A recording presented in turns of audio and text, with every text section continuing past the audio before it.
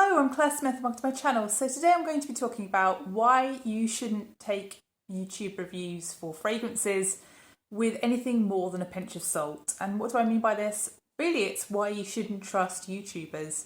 So if you haven't seen me before, I'm Claire Smith. I make videos all about perfume, perfume science, perfume history, perfume psychology, and I also just do some straight perfume reviews and also fun perfume tags. So if that kind of thing interests you, then please do consider subscribing and also please like this video. So about a year ago, I made a video all about the advice that I would give myself if I were restarting my perfume collection today. What do I know now that I didn't know back then? And that video was really popular, and I'm going to link it down below because I think a lot of that is really very relevant for what I'm discussing here. But one of the things that I mentioned in that video that I think chimed with a lot of people was the use of affiliate links. But also I talked about the idea of hype being generated on YouTube and how it kind of snowballs. And I think that's also very relevant to what we're talking about in this video. So if you do want to go check that out, I'll leave it linked down below. But for the purposes of this video, I've got 13 different reasons why you perhaps shouldn't entirely trust what you hear on YouTube about fragrances. And really, I'm going to start off with the less controversial stuff, and then later on, we're going to move on to the tea. So if you want to hear about my experiences with PR, my experiences with being offered brand deals, then please keep watching. So point number one is going to be the most uncontroversial of all. And that is really that we all have different tastes in fragrances. And that's really a major reason why you shouldn't trust what other people say about fragrances on YouTube, because your taste is not their taste. So when you watch someone, you need to be aware of how your taste relates to their taste. And you know, that can be hard because you can be really engaged with someone. You can really like someone's personality. You can really like the way they present their videos. But you have to always remember that relationship between their taste and your taste. For example, if you watch me, you will know that I have issues with certain aroma chemicals. I really don't like it when there's a lot of ambroxan. I don't like loads of cashmeran. I don't like things where there's loads of ICE super. Therefore, I pick those things out because if they're too much, that's all I can smell. Equally, patchouli is something that I often struggle to remember to mention because for me, it's just something in the background of a fragrance. It doesn't bother me. But I know that so many people absolutely hate patchouli, and it's the same with jasmine. So I think it works both ways. Both YouTubers and people watching need to be aware that their taste isn't everybody else's taste. Point two is anybody with a phone can make a YouTube video. And this can be a really double-edged sword because I absolutely love the fact that anybody can make a YouTube video and talk about fragrance, and they're really refreshing to watch. But equally, you can get some people who are incredibly polished, who are incredibly eloquent in what they say, and who are perhaps quite forceful personalities that can really make you feel like your own opinions aren't valid, especially when you're first starting out in the world of fragrance. I remember when I first started watching perfume YouTube in 2019, and I was wanting to join in, and I felt alienated because I realised just the hatred out there for Black Opium. And at the time, Black Opium had been my signature fragrance, and I really loved Black Opium. It made me feel like I liked a bad fragrance, which is ridiculous. So I think people just need to take it with a pinch of salt. Just because somebody looks very polished and sounds like they know what they're talking about, it doesn't mean that they've sniffed any more fragrances than you, and it doesn't mean that they have a more valid opinion than you. Everybody's opinions are valid, and you should just acknowledge that your own opinions are just as good as anybody else's. Point three is that Fragrantica exists, and we can't ignore that. So Fragrantica is an amazing resource. It can very quickly tell you a rough note breakdown. It can tell you a score out of 5. If you're thinking about purchasing a fragrance, you can go and read reviews on that fragrance. You can have your perfume wardrobe, but also Fragrantica can be abused by people reviewing fragrances. And I think really the time when I first realised this was when I was quite new to YouTube and I was watching quite an established YouTuber. I think at the time she had about, 5,000 or 6,000 subscribers. And she was talking about decadence. But in her hand, she had a bottle of divine decadence. And when she was describing the smell of this fragrance, she actually, to a T, described the fragrance of decadence. And the reason she described decadence is because that bottle had decadence written on it. So Marc Jacobs, when they were making the flanker Divine Decadence, didn't change the bottles. They just reused the same bottles that they used for Decadence, but in a clear colourway. And so they do not mention the flanker name Divine Decadence, which is why she thought that fragrance was Decadence. And this had really caused her huge problems, and she actually ended up deleting comments from this video. The video is actually still up. I checked just before this video to make sure it's still there. And I've actually seen another YouTuber make a very similar mistake in that they described Decadence when they had a bottle of Divine Decadence. This is a thing on YouTube. And that just really highlighted to me just how much perhaps people rely on what other people say about fragrances, or perhaps read things on Fragrantica and just regurgitate them for videos. And I found that really worrying. So yeah, just be aware that you have to really make sure that the YouTuber in question is actually smelling the fragrances and not just regurgitating other people's thoughts on a fragrance that might not even be the fragrance that they have in front of them. So point 4 is that positive reviews on YouTube tend to do much better than negative reviews. Why is this? It's because people in general are looking for recommendations for good fragrances to buy or to try. And I totally understand that. But also from a YouTuber's point of view, they understand that too. And I think a lot of people perhaps are slightly more positive than they normally would be about a fragrance, because they realise that if they are too negative, they won't get as much watch time, and also they just won't get as much engagement because people click off the video before they comment. And so I think it's really a bit of a problem, because in my world, which is science, straight talking is really valued, and it's something that I've really had to have quite a steep learning curve with on YouTube when talking about fragrance. Because in the world of science, if I think something's wrong, I will just say, I think this is wrong because of this, this and this. Whereas with perfume YouTube, you have to tread a bit carefully. So I can see that it's a difficult and very diplomatic skill to explain your likes and dislikes. And I guess for me, at least, disliking something is much harder than liking something. I find it much easier to review a fragrance that I absolutely love than one I really, really don't like. But I equally think that it's really important to talk about the fragrances that I don't like, because if it helps one person out, it's worth it, isn't it? So point 5 of why you perhaps shouldn't trust everything that perfume YouTubers say is brand collaborations. So there are many different levels of collaboration with brands, but really the highest level of all is when a brand actually pays a YouTuber to talk about their fragrances and actually looks at the video and okays it before it's released. And those are paid promotions, so they should be marked with paid promotion on the videos. But, you know, we'd have to do some amazing detective work to work out whether people were always doing that or whether they weren't always doing that. And really it's down to the individual YouTuber, not the brand, to check that that is happening. So I completely can see this from a larger YouTuber, perfume influencer point of view, especially for people who are at that stage between where they've sort of given up their day job and they're moving into professional YouTubing. So around between 20k to 50k, that's the kind of level where it's not going to support you with an income that's big enough to live from, but it might support you if you do some brand collaborations. And that's why people do them, because you are going to get so much more money through being paid to make videos than you are going to gain through just watch time and monetization of videos. I guess really that's the big difference in motivations between someone who does YouTube just for fun and someone who's doing it as a career, someone who needs to gain enough money to live from doing it. So actually, talking of brand collaborations, I want to spill some of my own tea. So I was offered a brand collaboration with a new scent subscription company who are coming to the UK very shortly.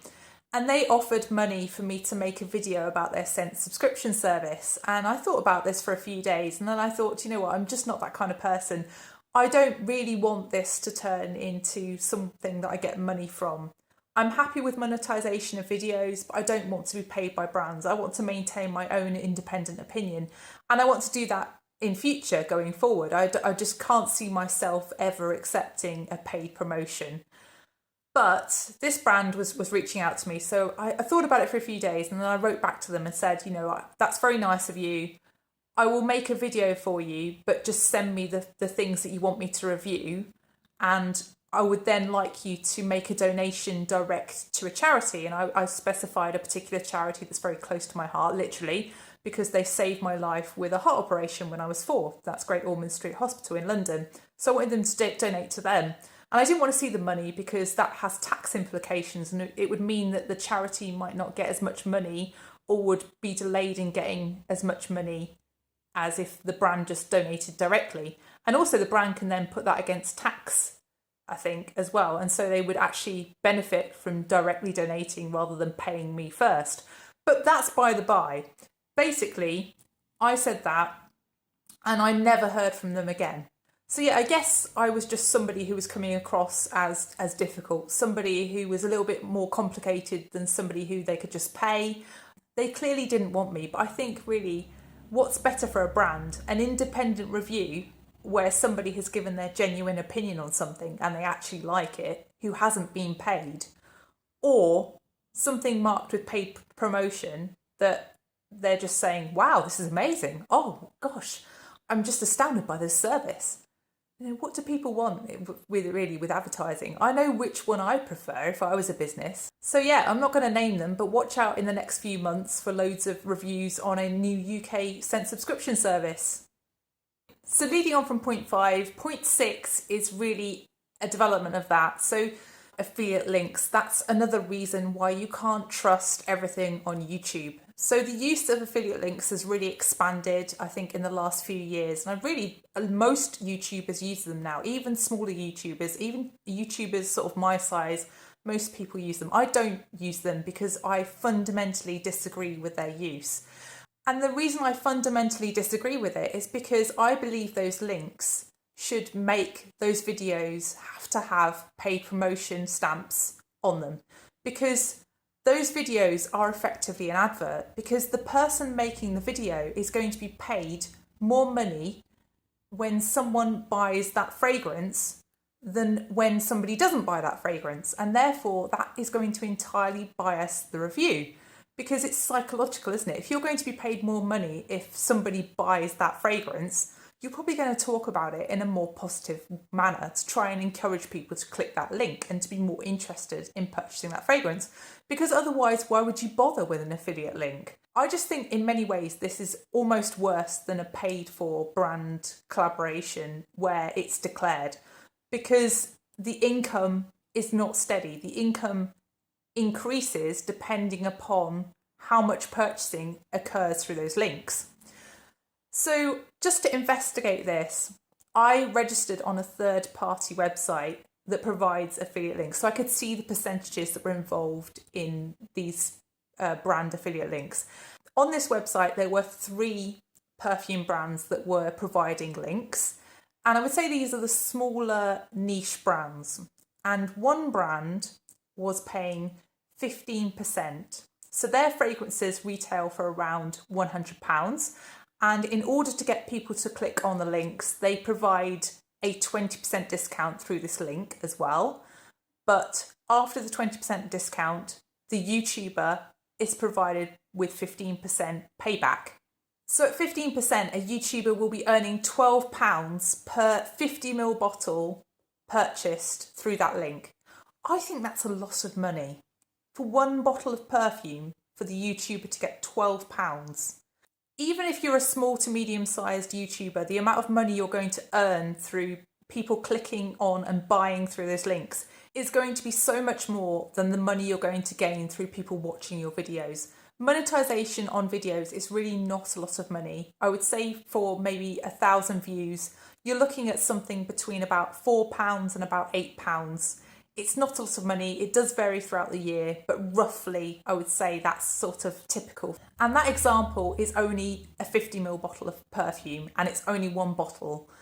I also looked at a couple of other brands on this affiliate website, and they were paying around 10%. I didn't look at how much discount they were giving, but even though they were paying a lower percentage, those fragrances were actually of a higher value. So the YouTuber will probably still get just as much money from those links.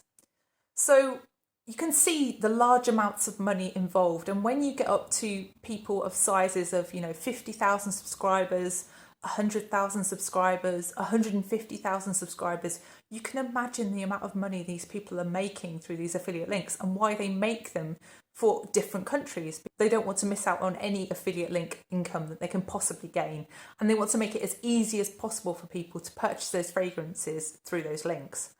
So sometimes those affiliate links can be the best deal for the customer, but I would say generally on the brands that I looked at as part of that affiliate link scheme, the customer could get exactly the same deal by just clicking directly on the website and, signing up to newsletters or whatever. Or if it was their first purchase, they could get exactly the same deal that was being offered through the affiliate links. So yeah, as a customer, I would say you've definitely got a choice. You don't have to feed into this affiliate link marketing, and you can completely bypass people who are making videos with how you make your purchases. I think the other question that this really begs is if a brand can afford to give 15% of the purchase price to the YouTuber and also to take 20% off the purchase price for the person buying the fragrance, then they clearly can afford to take off at least 30% off their actual price of their fragrances. They're really showing that their fragrances are really overpriced in the first place. So point 7 is leading on from points 5 and 6, and this time I'm talking about collaborations with perfume retailers. So the stores that cover multiple brands. And I'm just going to spill a bit of my own tea here because I was offered a collaboration with a major US online perfume retailer. And I was a bit taken aback by this because they don't sell to the UK. So how can I, as someone based in the UK, endorse a retailer that I have no experience of?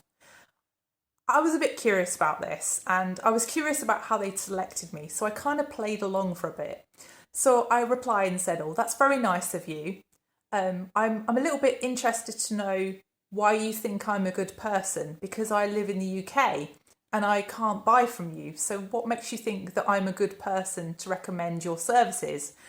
And they replied, "Oh, that doesn't matter that you've never tried us. You can have a storefront with us and you can earn 5% commission on all of your sales from your storefront."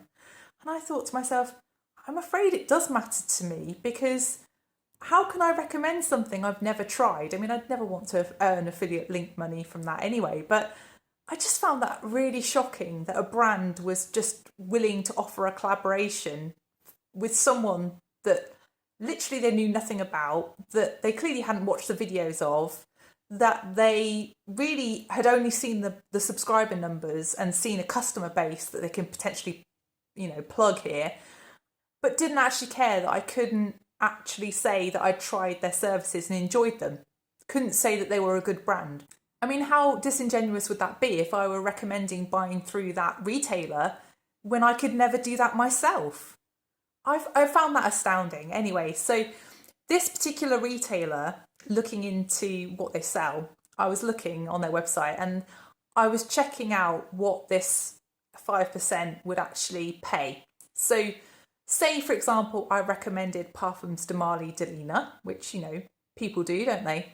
So $310 that retails for on their website. So if I were to recommend that and one person bought it, they would pay me £15. I think that's a lot of money. So yeah, I can see why people just say yes to these things, because a lot of money is involved. And if you do have a lot of subscribers, you can earn so much money through this. But I just think there is a huge problem here. And this is going to just cause even more bias, isn't it? So this is going to bias you towards only talking about fragrances that are available in those retail stores, because why would you bother to talk about fragrances that aren't there, that aren't going to earn you money? So you're always going to be wanting to drop affiliate links in your description box to earn you more money, to talk more positively about those fragrances. And also, it's going to bias the breadth of fragrances that are talked about on YouTube, isn't it? Because if people only talk about those fragrance brands that are available through those websites, then that's going to mean that other brands that aren't on those websites are going to be pushed out of YouTube. So that's going to mean that smaller indie brands really have no chance. Smaller niche brands really have no chance. And that's just going to further the growth of larger niche brands, which can afford to be stocked in those places because they have bigger distribution networks.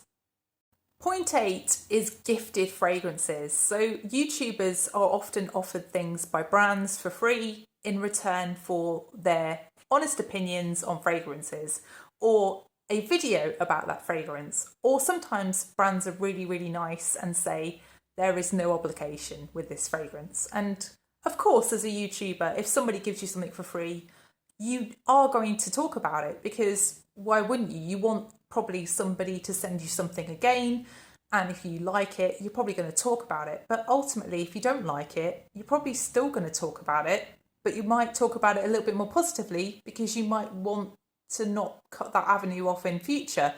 And I think this is a bit of a problem. So, of course, I enjoy getting PR. I've only had one experience. In fact, I'm in the middle of the second experience of PR in my YouTubing. It's a lovely feeling when somebody really feels like you're worth gifting something to. And I don't see any problem with that. I think, as long as you thoroughly review them and say your opinion on them, that's all fine. But the problems come when people's income depends or changes depending upon their access to PR. So what do I mean by that? I mean by, if your whole reason for being on YouTube is to gain money and gain subscribers from it, then your income is going to be affected by whether somebody gives you PR or not. Because if you don't get that PR, you might choose to then buy that fragrance to be able to review it. So this means that there's a bit of bias there, doesn't it? It means that somebody is perhaps going to be a little bit kinder about a fragrance because they are going to want to stay on that PR list, to stay in the good books of that brand. And actually there's a really interesting video on this by Ash from Extra Gent Sense. So he's got another channel called Gent Sense, and he talks about the PR list that he's been removed from. And I'm going to link his video down below because I found it very revealing. So in this video, he talks about the reasons and the brands that have removed him. So the reasons are things like he didn't make a dedicated review video. He only featured it in a top 10 list. That's a big no-no for some brands because they want a dedicated review. Other brands took him off PR lists because he talked about companies being sister brands when they didn't want people to know about that. That offended them. He's also been taken off PR lists because he didn't do things in a timely manner. So a lot of PR is very time sensitive. Brands generally want people to talk about things all at once to create some hype. And if you don't talk about things in a timely manner, that could mean that that brand is essentially wasted a bottle of perfume on you. And so they're not going to like that. I think really the big problem for me with gifted fragrances on YouTube is sometimes I think they're not entirely declared, or they're declared in a very covert way sometimes. Of course, some people are absolutely perfect about how they disclose PR, and they will put it in the description box, they will put it in the video, they will put it on the screen, they will mention it. But other people will hide it in the description box, or they will only mention it in the middle of a video. So if you only watch the beginning, you won't know that that was PR, or they will just sort of talk about it in a way that doesn't actually say it's PR, but they kind of infer that it could have been PR. And sometimes it's really not clear what's come from a brand and what they've bought themselves. And that can really, confuse the audience. So some people are really, really good at this, and I've got no problems with those people. And they will mention it in later videos when they talk about it again. For example, John from Scented Snowdrops, when he has a gifted fragrance, even if it was several years ago, he will always say it's been gifted to him, because that's really what the regulations say you should do. You should always mention that you got it for free. It shouldn't be just you mention it once and then you make a video 5 months later and you don't mention it again. That's not what the regulations say. So, there are some people who really cover this really well, but there are other people who don't do it quite so well. So I think, this is something that I think people just need to be aware of, and YouTubers just need to get better at it, basically. But I do think people tend to hide PR, and I think it'd be better if people were just more overt about it and more open about it. So point 9 about why you shouldn't perhaps listen to YouTubers quite so much as you might do is that they promote overconsumption. So it's really, you can see it in the collection videos when people have hundreds and hundreds of fragrances and when they look hardly touched. And also you can see it in Ash's video on his relationship with PR. He says in that video that he feels like he doesn't want to feature travel sizes on his channel, and he's asked brands not to send him travel sizes. He'd rather have a full bottle, and that's created problems with brands, understandably, because probably they don't want to send him in a full bottle every time, but also they want him to review the fragrances, and he won't review fragrances if he's just got a travel size. And in some ways I get it, because I've had people even say to me, when I'm doing sampling videos, they say, oh, thank you for putting the bottle up on the screen, because the colour, a red bottle can smell red sometimes. Also, I think it helps with brand recognition, and if people have experience of previous samples of that brand, then they can kind of imagine a DNA perhaps. Also, it helps with in-store recognition, so that also feeds into further consumption, doesn't it? And I think really that admission by Ash that he doesn't want to feature travel sizes on his channel is really something that I think shows the interrelationship between the influencer and their audience, and how that feeds into that consumeristic behaviour. I think this is really a paradox on YouTube. I think that most of my audience, when I talk to them, say that they don't want to see overconsumption on YouTube. I think it's a really popular thing to see people reducing collections of fragrances. People enjoy hauls for sure, but I think people also enjoy seeing people get down to just the fragrances that they want in their lives. And, people even say to me sometimes, this is a very responsible way of sampling fragrances. You're not buying everything under the sun, and you have got actual samples as opposed to buying travel sprays or full bottles to try them out. And that is truly something that's quite unusual on YouTube, because people do buy full bottles of things. Blind buying is a thing. I've blind bought in the past. It definitely is a thing on YouTube, and it's not unusual to see people try out fragrances by buying an entire bottle. Point 10 about why you can't trust YouTubers is that they may have very different motivations for buying a fragrance as opposed to the general consumer. So what I mean by that is that the general consumer will buy a fragrance simply because they like it or they think they will like it, whereas a YouTuber may simply buy it because it's a new release and they want to review the fragrance, and they want to be one of the first people on YouTube to do that because they'll get more views, they'll get more monetization money, and that means that they will perhaps also gain subscribers from being the first person to review that as well. And so there are different motivations behind buying those fragrances. Also, if a fragrance is very new, it can be a bit of a financial balancing act for review channels. So what they will do is they will buy the fragrance very, very quickly. If they don't completely fall in love with that fragrance, they will flip that fragrance very, very quickly. So they will resell it. Also in the US, I've even seen channels say that they've taken fragrances back that they've not enjoyed, that they've actually made review videos on, which I find completely shocking as someone who lives somewhere where you can't return fragrances. So yeah, you've just got to bear in mind that different people on YouTube can have different reasons for buying fragrances to the normal consumer. And that kind of relationship with fragrances can also mean that people on YouTube have a very different budget to the general consumer. So people on YouTube may be gifted fragrances, which can make their budgets look like they're bigger, but also they can do this flipping thing with the new fragrances, and they can very quickly buy and resell a number of times over an entire year, so that actually their fragrance collection will turn over much quicker than someone who isn't on YouTube.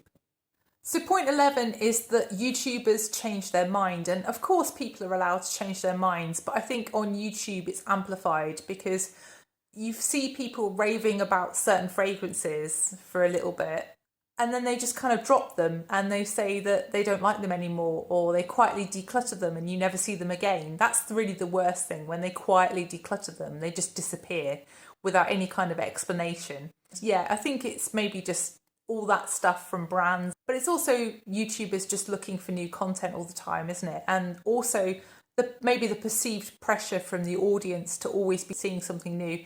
I think it's a bit of balance, really. I think people do want to see something new, but I also think that it's kind of reassuring for audiences to know that your favourites are your favourites, and that sometimes you don't move on from certain fragrances. It kind of cements in people's minds that what you say is actually what you think, rather than just sort of some fly-by-night opinion. But yeah, of course, everybody's entitled to change their minds. And nowadays, a fragrance wardrobe is entirely normalised, I think in part through social media. It's normal now for people to wear different fragrances every day, and I think that's just more of a thing these days. I think, 20 years ago, people were having a signature scent, finishing one bottle and moving on, and I don't think that's the case nowadays. But yeah, changing fragrance tastes is definitely something that you need to be aware of on YouTube.